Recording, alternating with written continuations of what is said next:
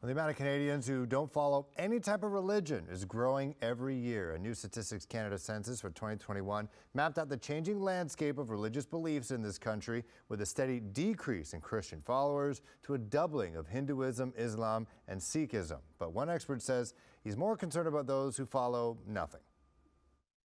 Taking a drive through downtown Hamilton, and you'll notice that more people are living in churches instead of worshiping in them. According to Statistics Canada's latest census, the number of Canadians who don't follow any type of religion has taken off from just over 16% in 2001 to almost 35% in 2021. A combination of people not being raised in the religion in the first place, people walking away from the churches that they were raised in. Specifically, people who follow the Christian faith has experienced a steady decline as well. Christians used to make up over 77% of the population.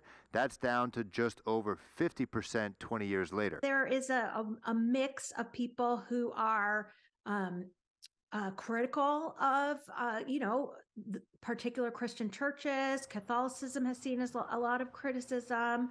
And so, some people are critical. Other people are just busy and have, lots of different kinds of leisure activities. Conversely, while they make up a smaller proportion of the population overall, people who follow Islam, Hinduism, and Sikhism have doubled over that same time span. Just immigration patterns where people with either different religious non-Christian religious affiliations or no affiliation come into the country. And so really, ever since the 1960s, there's more of a marketplace of religion as opposed to kind of a situation where there were strong social pressures that pushed almost everyone toward Christianity. Ray Pennings from Cardis, a Christian-based think tank in Hamilton, did its own study spanning the past 5 years and found while the number of religious people has dropped overall, the opposite is happening amongst young people. If you're 18 to 34, you're 1.5 times more likely to be in the very religious category than if you're a baby boomer. So younger people are becoming more religious. If you are born outside of Canada, you're twice as likely.